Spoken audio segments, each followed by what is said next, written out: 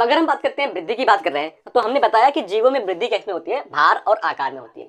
लेकिन अगर हम बात करते हैं तो इस पृथ्वी पर जो जीव होते हैं वो तो दो प्रकार के होते हैं। कौन कौन से? एक आपका मल्टीसेलुलर होता है और एक यूनिसेलुलर होता है, यानी कि एक कोष की जीव होता है और दूसरा क्या होता है, बहुकोष की जीव होता है। तो यहाँ पर अगर हम बात करते हैं कुछ जीवों में जो वृद्धि होती है वो लाइफ टाइम तक चलती है, लेकिन कुछ जीव में जो वृद्धि होती है वो थोड़े से एक निश्चित समय तक होती है, एक सीमित समय तक होती है।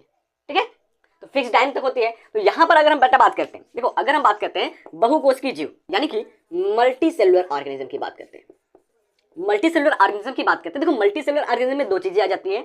एक तो आपका पहला जो होता है वो आ जाता है एनिमल, यानी कि हम बात करते हैं जंतु आ जाते हैं, और दूसरे जो होते हैं बेटा वो आ जाता है प्लांट। तो अगर हम बात करते हैं तो इनमें जो वृद्धि होती है, इनमें जो ग्रोथ होती है कैसे होती है, तो अगर हम बात करते हैं एनिमल में, तो एनिमल में जो ग्रोथ होती है वो होती है कोशिका विभाजन से।